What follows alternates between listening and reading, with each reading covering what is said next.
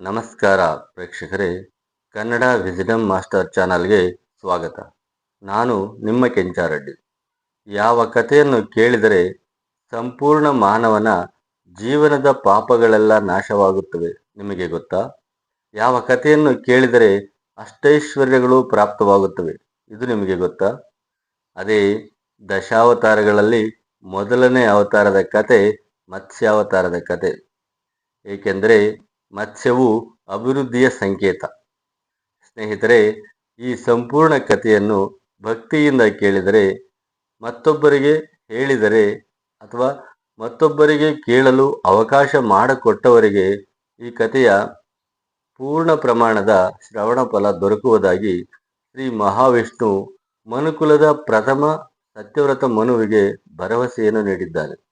ಸ್ನೇಹಿತರೆ, ಈ ಕಥೆಯನ್ನು ಪ್ರಾರಂಭಕ್ಕೆ ಮುಂಚೆ ಕನ್ನಡ ವಿಸ್ಡಮ್ ಮಾಸ್ಟರ್ ಚಾನಲನ್ನು ಸಬ್ಸ್ಕ್ರೈಬ್ ಮಾಡಿಕೊಂಡು ನಂತರ ಕೇಳಲು ಪ್ರಾರಂಭಿಸಿ.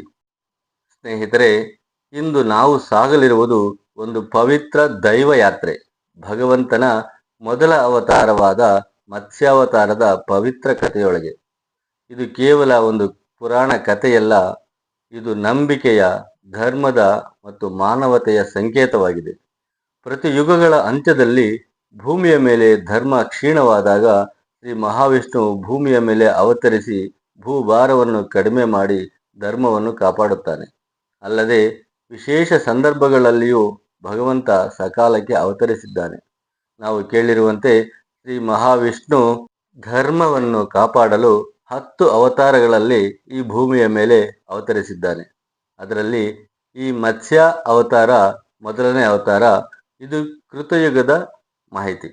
ಕೃತಯುಗದ ನಂತರ ಎಲ್ಲ ಯುಗಗಳ ಮಾಹಿತಿಯನ್ನು ಈ ಮತ್ಸ್ಯ ಪುರಾಣದಲ್ಲಿ ನೀಡುತ್ತಾನೆ. ಹಾಗೂ ತನ್ನ ಇತರ ಅವತಾರಗಳ ಬಗ್ಗೆ ಮಾಹಿತಿಯನ್ನು ಸಹ ನೀಡುತ್ತಾನೆ. ಇದರಲ್ಲಿ ಮೊದಲನೇ ಅವತಾರವೇ ಮತ್ಸ್ಯಾವತಾರ. ಇದು ಕೃತಯುಗ. ಇದನ್ನು ಸತ್ಯಯುಗ ಎಂದಲೂ ಕರೀತಾರೆ. ಏಕೆಂದರೆ ಈ ಯುಗದಲ್ಲಿ ಮಾನವರು ಸಹ ದೇವತೆಗಳಂತೆ ಸತ್ಯವಂತರಾಗಿ, ನೀತಿವಂತರಾಗಿ, ದಯೆ, ಧರ್ಮ ಗುಣವುಳ್ಳವರಾಗಿ ಬದುಕುತ್ತಿರುತ್ತಾರೆ. ಈ ಮತ್ಸ್ಯಾವತಾರದ ಕಥಾನಾಯಕ ಸತ್ಯವ್ರತ ಮನು. ಈ ಮನು ಮಹಾರಾಜನು ಭಾಗವತ ಪುರಾಣದ ಶ್ರೀಮದ್ ಭಾಗವತಂ ಸ್ಕಂದ ಪುರಾಣದ ಅಧ್ಯಾಯ 8ರಲ್ಲಿ, ಅಧ್ಯಾಯ 24ರಲ್ಲಿ ಮತ್ಸ್ಯ ಪುರಾಣ ಅಗ್ರ ಪುರಾಣಗಳ ಸಾಲಿನಲ್ಲಿ ನಿಲ್ಲುತ್ತದೆ. ಇದರ ಪ್ರಕಾರ ಸತ್ಯವ್ರತ ಮನುವು ದ್ರಾವಿಡ ದೇಶ ಎಂದರೆ ಇಂದಿನ ದಕ್ಷಿಣ ಭಾರತದ ಭಾಗ, ತಮಿಳುನಾಡು, ಕರ್ನಾಟಕ, ಆಂಧ್ರ ಪ್ರದೇಶ, ಈ ದ್ರಾವಿಡ ದೇಶದ ರಾಜನಾಗಿದ್ದ ಎಂದು ಉಲ್ಲೇಖವಿದೆ. ಆದರೆ ಮನು ಬ್ರಹ್ಮ ರಹಸ್ಯವನ್ನು ಅರಿಯಬೇಕೆಂದು ಹಿಮಾಲಯ ಪರ್ವತದ ದಕ್ಷಿಣದಲ್ಲಿ ಅಥವಾ ಮಲೆಯ ಪರ್ವತದ ಪ್ರದೇಶದಲ್ಲಿ ತಪಸ್ಸು ಮಾಡಿದ್ದಾನೆಂಬ ಉಲ್ಲೇಖವೂ ಸಹ ಈ ಗ್ರಂಥಗಳಲ್ಲಿದೆ. ಈ ಬ್ರಹ್ಮ ರಹಸ್ಯವೆಂದರೆ ಈ ಬ್ರಹ್ಮಾಂಡದ ಸೃಷ್ಟಿಕರ್ತ, ಬ್ರಹ್ಮನ ಸೃಷ್ಟಿ ಹೇಗಾಯಿತು, ಕಾಲಗಣನೆ ಹೇಗೆ ಶುರುವಾಯಿತು, ದೇವಲೋಕ, ದಾನವಲೋಕ, ಗಂಧರ್ವಲೋಕ, ನಾಗಲೋಕ, ಕಿನ್ನರ ಲೋಕ, ಮಾನವ ಲೋಕ ಇವೆಲ್ಲ ಹೇಗೆ ಸೃಷ್ಟಿಯಾಯಿತು ಎಂದು ಅರಿಯಲು ಸುಮಾರು ವರ್ಷಗಳ ಕಾಲ ತಪಸ್ಸು ಮಾಡಿರುತ್ತಾನೆ. ಆದರೆ ಆಗ ಯಾವ ಫಲಪ್ರದವೂ ಆಗಿರುವುದಿಲ್ಲ. ಆದರೆ ಆಗ ಕಾಲಾನಂತರದ ಕಾಲಾವಧಿಯಲ್ಲಿ, ಅಂದರೆ ಕೃತಯುಗದ ಅಂತ್ಯಕಾಲದಲ್ಲಿ ಮಾನವರಲ್ಲಿ ಧರ್ಮ ಕಡೆಗಣಿಸಲ್ಪಟ್ಟಿರುತ್ತದೆ. ಜನರು ಅಸತ್ಯವಂತರಾಗಿರುತ್ತಾರೆ. ಮೋಸ, ವಂಚನೆಗಳು ತಾಂಡವಾಡುತ್ತಿರುತ್ತವೆ. ಕಾಲಕ್ಕೆ ಭೂಮಿಯ ಮೇಲೆ ನಡೆಯಬಾರದ ಎಲ್ಲ ಅನಾಚಾರಗಳು ನಡೆಯುತ್ತಿರುತ್ತವೆ. ಇದನ್ನು ನೋಡಲಾರದ ಭೂದೇವಿಯು ಶ್ರೀ ಮಹಾವಿಷ್ಣುವಿನಲ್ಲಿ ಪ್ರಾರ್ಥಿಸುತ್ತಾಳೆ. ಭೂಮಾತೆ ತನ್ನ ಬಿಗುವಾದ ಸ್ಥಿತಿಯನ್ನು ವಿವರಿಸುತ್ತಾ ಭಕ್ತಿಯ ಕಣ್ಣೀರಿನಲ್ಲಿ ಶ್ರೀ ಮಹಾವಿಷ್ಣುವಿನ ಬಳಿ ಮೊರೆ ಎತ್ತುತ್ತಾಳೆ. ಹೇ ಶ್ರೀಹರಿ, ನೀನು ನನ್ನ ಕೇವಲ ಪಾಲಕನಲ್ಲ, ನೀನು ನನ್ನ ಆಧಾರ. ನನ್ನ ಮೇಲೆ ಬಂದಿರುವ ಈ ಪಾಪದ ಭಾರವನ್ನು ನಿವಾರಿಸು ಎಂದು ಅವನ ಪ್ರಾರ್ಥನೆ ಮಾಡುತ್ತಾಳೆ. ಆಕೆಯ ಪ್ರಾರ್ಥನೆ ತಕ್ಷಣ ಫಲಿಸುತ್ತದೆ. ವಿಶ್ವಪಾಲಕನು ತನ್ನ ವಿಶ್ವ ನಿಯಮವನ್ನು ಪ್ರಕಟಿಸುತ್ತಾನೆ. ನಾನು ಇನ್ನುಳಿದ ಪಾಪದ ನಾಶಕ್ಕಾಗಿ ಮತ್ಸ್ಯ ರೂಪದಲ್ಲಿ ಆಗಮಿಸುತ್ತೇನೆ ಎಂದು ಹೇಳುತ್ತಾನೆ. ಆದರೆ ಅದೇ ಸಮಯದಲ್ಲಿ ಬ್ರಹ್ಮದೇವನು ಕೂಡ ಈ ಶ್ರೀ ಮಹಾವಿಷ್ಣುವಿನ ಬಳಿ ಬರುತ್ತಾನೆ. ಓ ವಿಶ್ವಪಾಲಕ ಶ್ರೀಹರಿ, ನಾನೊಂದು ನಿರ್ವಿಕಾರ ಶಕ್ತಿಯಂತೆ ಸೃಷ್ಟಿಯ ಬಿತ್ತನೆ ಮಾಡುತ್ತಿದ್ದೇನೆ. ಆದರೆ ಈಗ ನನ್ನ ಜ್ಞಾನವೇ ಕಳೆದು ಹೋಗಿದೆ. ನಾನು ಶೂನ್ಯನಾಗಿದ್ದೇನೆ. ಅಸುರನು ನನ್ನ ವೇದಗಳನ್ನು ಬಲವಂತವಾಗಿ ತೆಗೆದುಕೊಂಡು ಹೋಗಿರುವನು, ನನ್ನಿಂದ ಕದ್ದುಕೊಂಡು ಹೋಗಿರುವನು. ಅವನಿಂದ ಜಗತ್ತಿಗೆ ಅಂಧಕಾರ ಹರಡುತ್ತಿದೆ. ನೀನು ದಯವಿಟ್ಟು ಯಾವುದೋ ರೂಪದಿಂದ ಬಂದು ಅವನನ್ನು ಸಂಹರಿಸು. ವೇದಗಳನ್ನ ಮರಳಿ ನನಗೆ ತಂದುಕೊಡು, ನವ ಜೀವನ ಕೊಡು ಎಂದು ಪ್ರಾರ್ಥಿಸುತ್ತಾನೆ. ಬ್ರಹ್ಮನ ಈ ಪ್ರಾರ್ಥನೆಯು ವಿಷ್ಣು ಮತ್ಸ್ಯರೂಪದ ಅವತಾರವನ್ನು ತಾಳೆಯುವಂತೆ ಪ್ರೇರೇಪಿಸುತ್ತದೆ. ಹೀಗೆ ಶ್ರೀ ಮಹಾವಿಷ್ಣುವು ಮತ್ಸ್ಯಾವತಾರ ತಾಳಲು ಕಾರಣವಾಗುತ್ತದೆ. ಹೀಗೆ ಸತ್ಯವ್ರತನು ಒಂದು ದಿನ ಸರಸ್ವತಿ ನದಿ ತೀರದಲ್ಲಿ ತಪಸ್ಸಿನಲ್ಲಿ ಲೀನವಾಗಿರುತ್ತಾನೆ. ಆಗ ಅವನು ತಪಸ್ಸಿನಲ್ಲಿರಬೇಕಾದರೆ ಆ ಸರಸ್ವತಿ ನದಿಯಿಂದ ಒಂದು ಮೀನು, ಒಂದು ಸಣ್ಣ ಬಂಗಾರದ ಮೀನು ಅವನ ಬೆರಳಿಗೆ ತಾಗುತ್ತದೆ. ಆ ಸತ್ಯವ್ರತನು ಆ ಮೀನನ್ನು ತೆಗೆದುಕೊಂಡು ಬೊಗಸೆಯಲ್ಲಿ ಹಿಡಿದುಕೊಳ್ಳುತ್ತಾನೆ. ಆಗ ಮೀನು ಹೇಳುತ್ತದೆ, ಸ್ವಾಮಿ, ನನಗೆ ರಕ್ಷಣೆ ಕೊಡು. ಓ ದಯಾಮಯನಾದ ರಾಜನೇ, ದಯಮಾಡು, ನನ್ನನ್ನು ನದಿಯಲ್ಲಿ ಬಿಡಬೇಡ.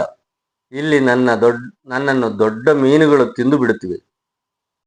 ಓ ದಯಾಮಯ ರಾಜನೇ, ದಯಮಾಡು, ನನ್ನನ್ನು ನದಿಯಲ್ಲಿ ಬಿಡಬೇಡ. ಇಲ್ಲಿ ನನ್ನನ್ನು ದೊಡ್ಡ ಮೀನುಗಳು ತಿಂದು ಬಿಡುತ್ತವೆ. ಆಗ ಸತ್ಯವ್ರತನು ಅದನ್ನು ತನ್ನ ಕಮಂಡಲುವಿನಲ್ಲಿ ಇಟ್ಟನು.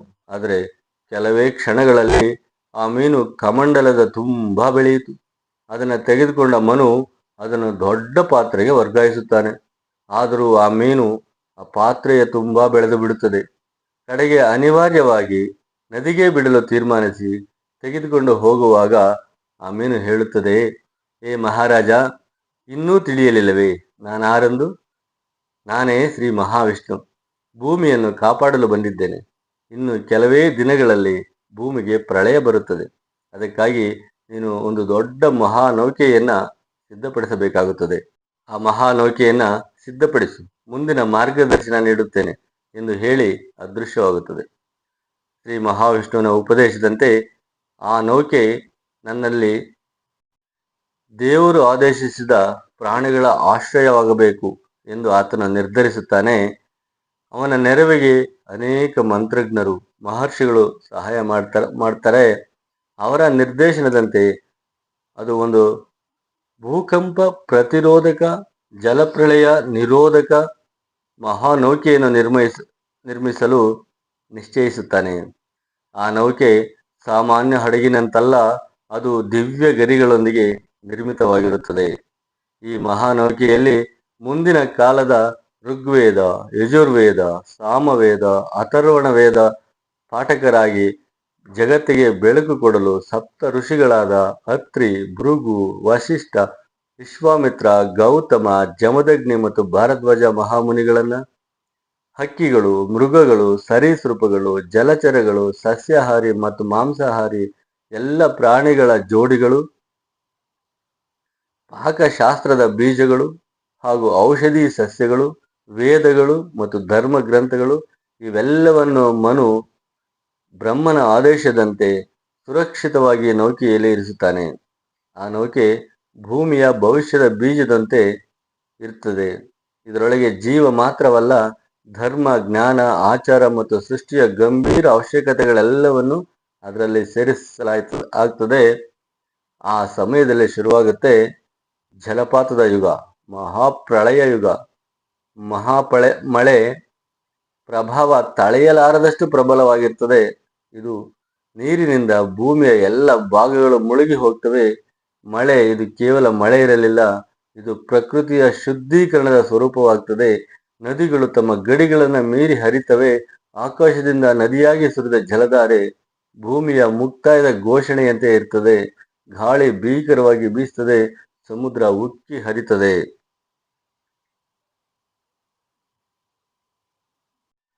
ಈ ಪ್ರಾಣಿಗಳ ಕೂಗು, ಜನರ ಕಿರುಚು ಎಲ್ಲವೂ ಸಮುದ್ರದ ಶಬ್ದದಲ್ಲಿ ಅರವಿಲ್ಲದಂತೆ ಅಡಗಿ ಹೋಗುತ್ತದೆ.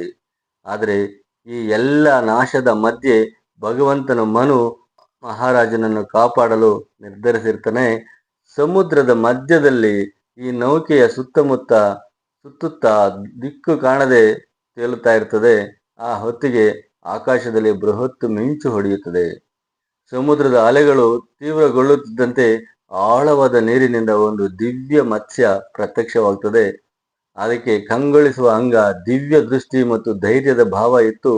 ಬಂಗಾರದ ಬಣ್ಣದ ಆ ಮೀನು ಮನುವಿನತ್ತ ನೋಡಿ ಮರಳುಗೊಳಿಸುವ ಧ್ವನಿಯಲ್ಲಿ ಹೇಳ್ತದೆ, ಓ ಧರ್ಮನಿಷ್ಠ ಮನು ಮಹಾರಾಜ, ಭಯಪಡಬೇಡ. ನಾನೇ ನಿನ್ನನ್ನು, ಈ ನಿನ್ನ ನೌಕೆಯನ್ನು, ಅದರಲ್ಲಿರುವ ಎಲ್ಲ ಜೀವಿಗಳನ್ನು ಸುರಕ್ಷಿತವಾಗಿ ಪ್ರಳಯ ಸಾಗರದಿಂದ ಕೊಂಡೊಯ್ಯುತ್ತೇನೆ. ನಿನ್ನ ಭಕ್ತಿ ಮತ್ತು ನೀತಿಯು ಈ ಲೋಕಕ್ಕೆ ಉಳಿಯಬೇಕಾದ ಕಾರಣವಾಗಿದೆ. ಮನು ವಿಸ್ಮಯದಿಂದ ನೋಡ್ತಾ ಇರ್ತಾನೆ. ಮತ್ಸ್ಯನು ವಾಸುಕಿಯನ್ನ ನೌಕೆಗೆ ಬಿಗಿದು ಅದನ್ನು ಹಿಡಿದು ಮುಂದೆ ಮುಂದೆ ಈಜತೊಡಗುತ್ತಾನೆ.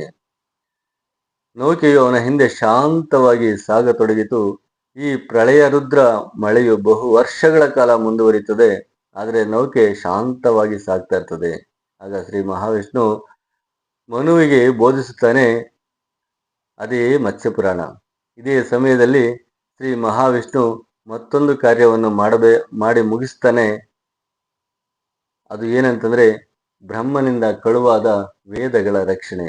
ನಿಮಗೆ ಆ ಕಥೆಯನ್ನು ಹೇಳಲೇಬೇಕು. ಈಗ ಅದೇನೆಂದರೆ ಹಯಗ್ರೀವ ಅವತಾರ. ಕೆಲವೊಂದು ಪುರಾಣಗಳ ಪ್ರಕಾರ ಸಮುದ್ರದ ಒಳಗಿಂದ ಇಬ್ಬರು ಭೀಕರ ದೈತ್ಯರು ಹುಟ್ಟಿದರು. ಅವರ ಹೆಸರು ಮಧು ಮತ್ತು ಕೈಟಬ.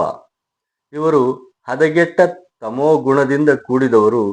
ಇವರಿಗೆ ಧರ್ಮದ ಹತ್ತಿರ ಹೋಗುವ ಶಕ್ತಿಯೇ ಇರಲಿಲ್ಲ. ಅವರು ಕ್ರೂರಿಗಳು, ಅಹಂಕಾರಿಗಳು.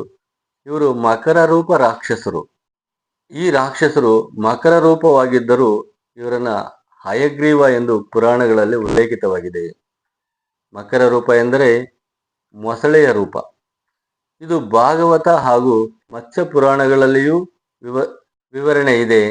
ಒಂದು ದಿನ ಬ್ರಹ್ಮನು ಧ್ಯಾನದಲ್ಲಿ ಕುಳಿತಿದ್ದಾಗ, ಬ್ರಹ್ಮನು ಯೋಗ ನಿದ್ರೆಯಲ್ಲಿದ್ದಾಗ ಅವರ ವೇದಗಳನ್ನು ಕದ್ದುಕೊಂಡು ಸಮುದ್ರದ ಅಂಗಳದತ್ತ ಇವರು ಓಡಿ ಹೋಗ್ತಾರೆ. ಆ ಜ್ಞಾನದ ಪುಟಗಳನ್ನು ಬಗ್ಗಿಸಿ ಸಮುದ್ರದೊಳಗೆ ಹಾಕ್ತಾರೆ. ಬ್ರಹ್ಮನು ಅಚ್ಚರಿಯಿಂದ ಎದ್ದು, ಓ ನನ್ನ ವೇದಗಳು, ನನ್ನ ಜ್ಞಾನವೇ ಕಳೆದು ಹೋಯಿತು, ಸೃಷ್ಟಿ ಏನು ಆಗೋದು ಎಂದು ಕುಗ್ಗಿ ಹೋಗ್ತಾರೆ. ಆ ಸಮಯದಲ್ಲಿ ಬ್ರಹ್ಮನಿಗೆ ಏನು ಮಾಡಲು ದಿಕ್ಕು ತೋಚದೆ, ಎತ್ತಲೂ ನೋಡದೆ ಕೈ ಮುಗಿದು ಪ್ರಾರ್ಥನೆ ಮಾಡ್ತಾನೆ. ಶ್ರೀಮನ್ನಾರಾಯಣ, ನೀವೇ ರಕ್ಷಕರು, ಜ್ಞಾನವೇ ನಮ್ಮ ಬೆಳಕು. ದೈತ್ಯರು ಅದನ್ನು ಕಸಿದುಕೊಂಡು ಹೋಗಿದ್ದಾರೆ, ದಯಮಾಡಿ ಬನ್ನಿ. ಶ್ರೀ ಮಹಾವಿಷ್ಣುವು ವಿಷ್ಣುಲೋಕದಲ್ಲಿ ಕಣ್ಣು ಮುಚ್ಚಿ ಧ್ಯಾನದಲ್ಲಿದ್ದರು. ಅವರ ಬ್ರಹ್ಮನ ಪ್ರಾರ್ಥನೆಯನ್ನು ಕೇಳಿದರು. ವೇದಗಳನ್ನು ರಕ್ಷಿಸುವ ಕಾಲ ಬಂದಾಗಿತ್ತು. ಆಗ ಶ್ರೀ ಮಹಾವಿಷ್ಣುವು ಈ ಒಂದು ಮತ್ಸ್ಯ ರೂಪದಲ್ಲಿ ಮನುವನ್ನ ಕಾಪಾಡುತ್ತಿರುವಾಗ ಜ್ಞಾನದ ರೂಪವಾದ ವೇದಗಳನ್ನು ಸಹ ರಕ್ಷಿಸುವ ಕಾರ್ಯವನ್ನು ಮಾಡುತ್ತಾರೆ. ಆ ರಾಕ್ಷಸರನ್ನ ಸಂಹರಿಸಲು ಶ್ರೀ ವಿಷ್ಣುವು ಒಂದು ದಿವ್ಯವಾದ ರೂಪವನ್ನು ತಾಳಬೇಕಾಗಿರುತ್ತದೆ. ಅದೇನೆಂದರೆ ಕುದುರೆಯ ಮುಖ ಮತ್ತು ಮಾನವ ದೇಹ. ಇದನ್ನೇ ಹಯಗ್ರೀವ ಎಂದು ಕರೆಯಲಾಗುತ್ತದೆ. ಷಡ್ಭುಜ, 6 ಭುಜಗಳುಳ್ಳ ಅಥವಾ 6 ಕೈಗಳುಳ್ಳ, ಬಿಳಿ ಮೈಯುಳ್ಳ, ಚಮತ್ಕಾರಿ ಕಣ್ಣುಗಳು, ಅವರ ಶರೀರದ ಜ್ಞಾನ ರಶ್ಮಿಗಳು ಹರಿತಾ ಇರ್ತವೆ. ಈ ರೀತಿಯ ಒಂದು ಅವತಾರವನ್ನು ತಾಳಿದಂತಹ ಶ್ರೀ ಮಹಾವಿಷ್ಣು ಆ ಹಯಗ್ರೀವ ಅವತಾರದಿಂದ ಈ ಅವತಾರದಲ್ಲಿ ಸಮುದ್ರದೊಳಗೆ ಇಳಿತಾರೆ. ಅಲ್ಲಿ ಮಧು ಮತ್ತು ಕೈಟಬ ದೊಡ್ಡ ಬಂಡೆಗಳ ಮಧ್ಯೆ ಕುಳಿತಿದ್ದರು. ಅವರು ಈ ವೇದ ಗ್ರಂಥಗಳಿಂದ ತಮ್ಮ ಶಕ್ತಿಯನ್ನು ಹೆಚ್ಚಿಸಿಕೊಳ್ಳುತ್ತಿದ್ದರು. ಆ ವೇದ ಪುಸ್ತಕಗಳು ಬೇರೆ ಬೇರೆಯಾಗದಂತೆ ಜೋಡಿಸಿ ತಮ್ಮ ತಲೆಯ ಮೇಲೆ ಇಟ್ಟುಕೊಂಡಿದ್ದರು. ಇದು ಈಗ ನಮ್ಮದು, ಇವುಗಳನ್ನೊತ್ತು ನಾವು ಹೊಸ ನಿಯಮಗಳನ್ನು ಬರೆಯುತ್ತೇವೆ ಎಂದು ನಗುತ್ತಿದ್ದರು. ಹಯಗ್ರೀವನು, ಇದು ಜ್ಞಾನ, ಇದು ದಿವ್ಯ, ಇದರ ದುರುಪಯೋಗದಿಂದ ಪ್ರಪಂಚ ಕತ್ತಲೆಗೆ ಹೋಗುತ್ತದೆ, ಅದನ್ನು ಹಿಂತಿರುಗಿಸಿ ಎಂದರೆ ಅವರು ನಕ್ಕರು. ಅಯ್ಯೋ ಕುದುರೆ ಮುಖದ ದೇವರೇ, ನೀನು ನಮ್ಮನ್ನು ಏನು ಮಾಡುತ್ತೀಯ ಎಂದು ತಿರಸ್ಕರಿಸಿದರು. ಆಗ ಹಯಗ್ರೀವನು ಕೋಪಗೊಂಡು ತನ್ನ 6 ಕೈಗಳಲ್ಲಿ ಶಸ್ತ್ರಗಳನ್ನು ತೆಗೆದುಕೊಂಡು ಅದರಿಂದ ಪ್ರಬಲ ರಶ್ಮಿಗಳು ಹೊರಬರಲಾರಂಭಿಸಿದವು. ಸಮುದ್ರದ ಒಳಗೆ ಭೀಕರ ಯುದ್ಧವಾಯಿತು. ಆ ಯುದ್ಧ ಬಹುಕಾಲ ನಡೆಯಿತು. ಅಂತಿಮವಾಗಿ ಹಯಗ್ರೀವನು ಮಧು ಮತ್ತು ಕೈಟಬರನ್ನು ಸಂಹರಿಸಿದನು. ಅದರಿಂದ ವೇದಗಳನ್ನು ಹೊರತೆಗೆದನು. ಆದರೂ ಅದು ಸಮುದ್ರದ ನೀರಿನಿಂದ ನೆನೆದು ಹೋಗಿತ್ತು. ಹಯಗ್ರೀವನು ತಮ್ಮ ಶುದ್ಧ ತೇಜಸ್ಸಿನಿಂದ ಅವುಗಳನ್ನು ಒಣಗಿಸಿ ಹೊಸದಾಗಿ ತಯಾರಿಸಿದಂತೆ ಪುನಶ್ಚೇತನ ನೀಡಿದರು. ಅವರ ಕಣ್ಣಿನಲ್ಲಿ ಸಂತೋಷ. ಆಗ ದೇವತೆಗಳು ಹೂವಿನ ಮಳೆಗೆರೆಯುತ್ತಾರೆ. ಬ್ರಹ್ಮನು ಬಂದು ನಮನ ಮಾಡಿ ಶ್ರೀ ಮಹಾವಿಷ್ಣುವಿಗೆ ಹೇಳ್ತಾನೆ, ಓ ಹಯಗ್ರೀವ ದಯಾಮಯ, ನೀವು ನಮ್ಮ ಜ್ಞಾನವನ್ನು ಮರಳಿ ತಂದಿರಿ, ಸೃಷ್ಟಿಗೆ ಪುನಶ್ಚೇತನ ನೀಡಿದಿರಿ. ಇಂದ್ರ, ಅಗ್ನಿ, ವರ್ಣ ಮತ್ತು ದೇವತೆಗಳು ಹಯಗ್ರೀವನ ಸ್ತುತಿಗಳನ್ನು ಹಾಡುತ್ತಾರೆ. ಅಲ್ಲಿಂದ ಬಂದಂತಹ ಶ್ರೀ ಮಹಾವಿಷ್ಣುವು ನಂತರ ಮನುವಿಗೆ ಸುಮಾರು 14,000 ಶ್ಲೋಕಗಳನ್ನು ಕುಡಿದ ಬ್ರಹ್ಮ ರಹಸ್ಯವನ್ನ ಬೋಧಿಸ್ತಾನೆ. ಅದರಲ್ಲಿ ಬ್ರಹ್ಮನ ಕಾಲಗಣನೆ, ಸೃಷ್ಟಿಯ ರಹಸ್ಯಗಳು, ಧಾರ್ಮಿಕ ವಿಧಿವಿಧಾನಗಳು, ಪೂಜಾ ಫಲಗಳು ಇತ್ಯಾದಿ. ಅವುಗಳಲ್ಲಿ ಮೊದಲನೇದಾಗಿ ಒಂದು ದಿನ ಬ್ರಹ್ಮ ದಿನ ಎಂದರೆ ಏನು ನಡೀತದೆ. ಒಂದು ಬ್ರಹ್ಮ ದಿನವನ್ನ ಒಂದು ಕಲ್ಪ ಎಂದು ಕರೆಯಲಾಗುತ್ತದೆ. ಎಂದರೆ ಮಾನವರಿಗೆ 8,64,00,000 ವರ್ಷಗಳು. ಇದರಲ್ಲಿ ಸೃಷ್ಟಿಯ ಒಂದು ಚಕ್ರ ನಡೆಯುತ್ತದೆ. ಇದನ್ನು ಸರಳವಾಗಿ ವಿವರಿಸುವುದಾದರೆ ಒಂದು ಚತುರ್ಯುಗ ಎಂದರೆ 4 ಯುಗಗಳು. ಅವುಗಳಲ್ಲಿ ಕೃತಯುಗ, ತ್ರೇತಾಯುಗ, ದ್ವಾಪರ ಯುಗ ಮತ್ತು ಕಲಿಯುಗ. ಈಗ ಕೃತಯುಗ ಅಂದರೆ 17,28,000 ವರ್ಷಗಳು. ತ್ರೇತಾಯುಗ ಎಂದರೆ 12,96,000 ವರ್ಷಗಳು. ಹಾಗೆಯೇ ದ್ವಾಪರ ಯುಗ ಅಂತಂದ್ರೆ 8,64,000 ವರ್ಷಗಳು. ಹಾಗೂ ಕಡೆಯದು ಕಲಿಯುಗ 4,32,000 ವರ್ಷಗಳು. ಇಂತಹ 71 ಚಾತುರ್ಯುಗಗಳು ಸೇರಿ ಒಂದು ಮನ್ವಂತರವಾಗ್ತದೆ. ಬ್ರಹ್ಮನ ಒಂದು ದಿನದಲ್ಲಿ ಇಂತಹ 14 ಮನ್ವಂತರಗಳು ನಡೆಯುತ್ತವೆ. ಅಂದರೆ ಇದು ಒಂದು ಬ್ರಹ್ಮನ ದಿನ. ಅದರಲ್ಲಿ ಬೆಳಗಿನ ಅವಧಿಯಲ್ಲಿ ಬ್ರಹ್ಮನ ಸೃಷ್ಟಿ ನಡೆದರೆ ಮಧ್ಯಾಹ್ನದ ಅವಧಿಯಲ್ಲಿ ಸ್ಥಿತಿ ಮುಂದುವರಿಯುತ್ತದೆ. ಸಂಜೆಯ ವೇಳೆಗೆ ಪ್ರಳಯ ಪ್ರಾರಂಭವಾಗಿ ರಾತ್ರಿಯ ವೇಳೆಗೆ ಸೃಷ್ಟಿ ಅಂತ್ಯವಾಗುತ್ತದೆ. ರಾತ್ರಿ ಪೂರ್ತಿ ಶೂನ್ಯವಾಗಿರುತ್ತದೆ. ಬ್ರಹ್ಮನು ಜಗತ್ತನ್ನು ಸೃಷ್ಟಿಸಲು ಪಂಚಭೂತ ತತ್ವಗಳು ಉಪಯೋಗಿಸುತ್ತಾನೆ. ಇದರಿಂದ ದೇವತೆಗಳ ಸೃಷ್ಟಿ ಹೇಗಾಗುತ್ತದೆ ಅಂತಂದ್ರೆ, ದೇವತೆಗಳು ಸತ್ಯಯುಗದಲ್ಲಿ ಉತ್ಪತ್ತಿಯಾಗ್ತಾರೆ. ಬ್ರಹ್ಮನು ತನ್ನ ಮನಸ್ಸಿನಿಂದ ಮಾನಸ ಸೃಷ್ಟಿಯಿಂದ ಕೆಲವು ದೇವತೆಗಳನ್ನ ಸೃಷ್ಟಿಸುತ್ತಾನೆ. ಅವರ ಮೂಲಕ ಇತರ ದೇವತೆಗಳು ಸಹ ಜನಿಸುತ್ತಾರೆ. ಇನ್ನು ಗಂಧರ್ವರು ಹಾಗೂ ನೃತ್ಯದ ದೇವತೆಗಳು, ಇವರು ಕೂಡ ಬ್ರಹ್ಮನ ಸೃಷ್ಟಿ. ಬ್ರಹ್ಮನ ಸಂಜ್ಞಾಪೂರ್ವಕ ಕೃತ ಸರ್ಗದಲ್ಲಿ ಆಗುತ್ತದೆ. ಕೆಲವು ಪುರಾಣಗಳಲ್ಲಿ ಗಂಧರ್ವರು ಪ್ರಜಾಪತಿ, ಕಶ್ಯಪ ಮತ್ತು ಅರುಣೆಯ ಪುತ್ರರೆಂದು ಹೇಳಲ್ಪಟ್ಟಿದೆ. ನಾಗರು ಬ್ರಹ್ಮನ ತಾಮಸ ಸೃಷ್ಟಿಯಿಂದ ಅಥವಾ ಕಶ್ಯಪ ಮತ್ತು ಕದ್ರುವೆ ಎಂಬ ಪ್ರಜಾಪತಿಗಳ ಪತ್ನಿಯಿಂದ ಹುಟ್ಟುತ್ತಾರೆ. ನಾಗರು ಪಾತಾಳ ಲೋಕದ ಜೀವಿಗಳು. ಇವರು ವಿಷಧರರು ಮತ್ತು ಬುದ್ಧಿವಂತರು ಆಗಿದ್ದಾರೆ. ವಿಶಿಷ್ಟ ನಾಗರು ಅನಂತ, ವಾಸುಕಿ, ತಕ್ಷಕ, ಶೇಷ ಇತ್ಯಾದಿ. ಮತ್ತೆ ದಾನವರು, ಇವರನ್ನ ದೈತ್ಯರು ಅಂತ ಕರೀತಾರೆ. ಇವರು ತಾಯಿ ದಿತಿಯಿಂದ ಜನಿಸುತ್ತಾರೆ. ಕಶ್ಯಪ ಮತ್ತು ದಿತಿಯ ಮಕ್ಕಳು. ಇವರು ದೇವತೆಗಳ ವಿರೋಧಿಗಳು, ಬಲವಂತದ ಶಕ್ತಿಯ ಪ್ರತೀಕ ಇವರು. ಆದರೆ ಕೆಲವು ಅಸುರರು ಧರ್ಮಶೀಲರು ಕೂಡ ಇರ್ತಾರೆ. ಅದರಲ್ಲಿ ಉದಾಹರಣೆ ಬಲಿಚಕ್ರವರ್ತಿ. ಇನ್ನು ಮಾನವ ಸೃಷ್ಟಿ. ಬ್ರಹ್ಮನು ತನ್ನ ಮನಸ್ಸಿನಿಂದ ಮೊದಲ ಮನು ಸ್ವಯಂಭೂ ಮನುವನನ್ನ ಸೃಷ್ಟಿಸುತ್ತಾನೆ. ಮನು ಮತ್ತು ಶತರೂಪೆಯಿಂದ ಮಾನವ ವಂಶ ಆರಂಭವಾಗುತ್ತದೆ. ಮಾನವರು ಧರ್ಮ ಪಾಲನೆಗಾಗಿ, ಕರ್ಮಫಲ ಅನುಭವಕ್ಕಾಗಿ ಹುಟ್ಟುತ್ತಾರೆ. ಪ್ರತಿಯೊಂದು ಮನ್ವಂತರದಲ್ಲೂ ಮನು ಮತ್ತು ಅವನ ಸಂತಾನ ಬರುತ್ತದೆ. ಪ್ರತಿಯೊಂದು ಮನ್ವಂತರದಲ್ಲೂ ಒಬ್ಬೊಬ್ಬ ಮನುವಿನ ವಂಶವು ಬೆಳೆಯುತ್ತದೆ. ಈಗ ಇರುವಂಥದ್ದು ವೈವಸ್ವತ ಮನು. ಆತನ ವಂಶ ಈ ಯುಗದಲ್ಲಿ ನಡೆಯುತ್ತಿದೆ. ಈ ವೈವಸ್ವತ ಮನುವಿನಲ್ಲಿ ಬಂದಂತಹ ಪ್ರಮುಖ ರಾಜವಂಶಗಳು ಸೂರ್ಯವಂಶ, ಚಂದ್ರವಂಶ, ಯದುವಂಶ, ಭರತವಂಶ, ಹಾಯ್ಹಯ ವಂಶ, ಕುರುವಂಶ, ಅಗ್ನಿವಂಶ ಇತ್ಯಾದಿ ವಂಶಗಳು ಈ ಒಂದು ವೈವಸ್ವತ ಮನುವಿನಲ್ಲಿ ಬೆಳೆದು ಬಂದಂತಹ ವಂಶಗಳು. ಸೂರ್ಯವಂಶ ಎಂದರೆ ಸೂರ್ಯನಿಂದ ರಾಮ, ಭಗೀರಥ, ದಿಲೀಪ ಮುಂತಾದ ರಾಜರು. ಚಂದ್ರವಂಶದಲ್ಲಿ ಬರುವಂಥವರು ಚಂದ್ರ, ಯಯಾತಿ, ದುಷ್ಯಂತ, ಭರತ ಇತ್ಯಾದಿ ರಾಜರುಗಳು. ಯದುವಂಶದಲ್ಲಿ ಬರುವಂತಹ ಪ್ರಮುಖ ರಾಜರು ಯದು, ಬಲರಾಮ, ಶ್ರೀಕೃಷ್ಣ ಇತ್ಯಾದಿ.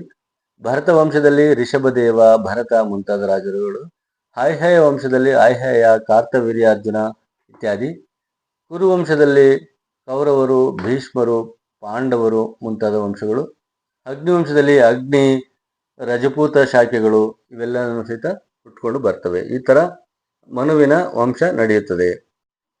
ಹೀಗೆ ಮತ್ಸ್ಯ ಪುರಾಣದ ಪ್ರಕಾರ ಕಲಿಯುಗದ ಸ್ವರೂಪ ಹೇಗೆ ಇರುತ್ತೆ ಎಂದು ಕೂಡ ಶ್ರೀ ಮಹಾವಿಷ್ಣುವು ಮತ್ಸ್ಯ ಪುರಾಣದಲ್ಲಿ ವಿವರಿಸಿದ್ದಾನೆ.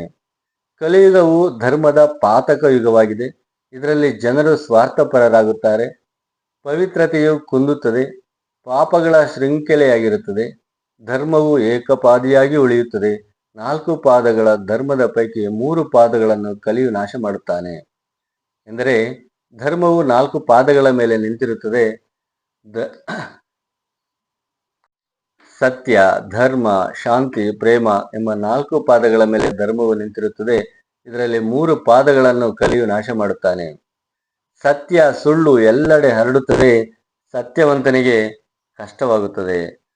ಶಿಷ್ಯರು ಗುರುಗಳನ್ನು ಗೌರವಿಸದೆ ಹಣ ಕೂಡಿಟ್ಟವರನ್ನು ಗುರು ಎನ್ನುತ್ತಾರೆ.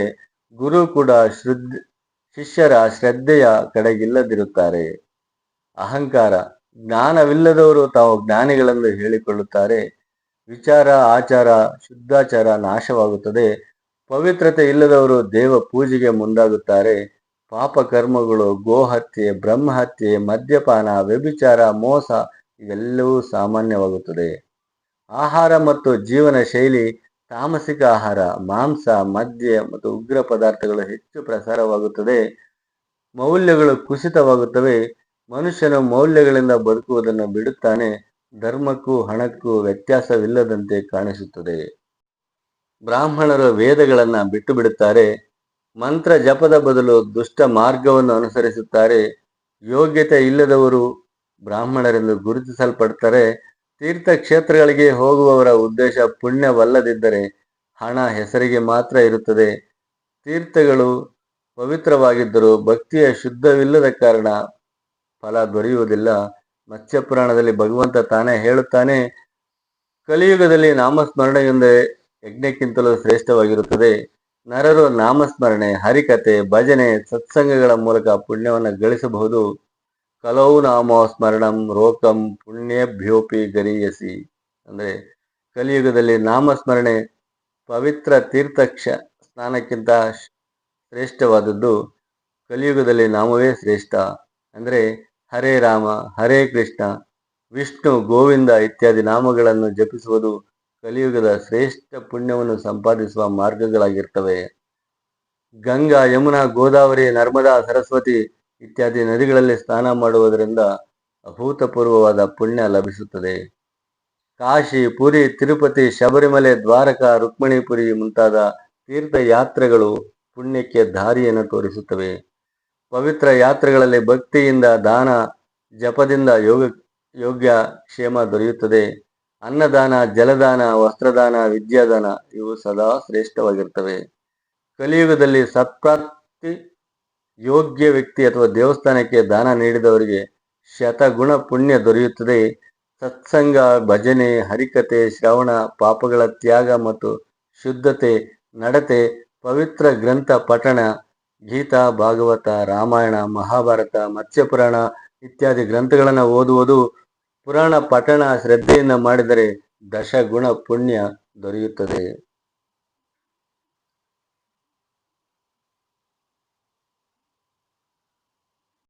ಹೀಗೆ ಶ್ರೀ ಮಹಾವಿಷ್ಣುವು ಕಲಿಯುಗದಲ್ಲಿ ಜನ ಹೇಗೆ ಪುಣ್ಯವನ್ನು ಸಂಪಾದಿಸಬಹುದು, ಹೇಗೆ ಪಾಪ ಕಾರ್ಯಗಳನ್ನು ಬಿಡಬೇಕಾಗುತ್ತದೆ ಎಂಬ ಸಂಪೂರ್ಣ ವಿವರವನ್ನು ನೀಡುತ್ತಾನೆ. ಸ್ನೇಹಿತರೆ, ಇದಾಗಿತ್ತು ಇಂದಿನ ವಿಶೇಷ ಕತೆ. ಈ ಕಥೆಯನ್ನು ಸಂಪೂರ್ಣವಾಗಿ ವೀಕ್ಷಿಸಿ ಸಕಲ ರೀತಿಯ ಪುಣ್ಯಕ್ಕೆ ಭಾಜನರಾದುದಕ್ಕೆ ಹಾಗೂ ನಿಮ್ಮ ಈ ಚಾನಲ್ ಅನ್ನು ಸಬ್ಸ್ಕ್ರೈಬ್ ಮಾಡಿಕೊಂಡಿದ್ದಕ್ಕೆ ಧನ್ಯವಾದಗಳು.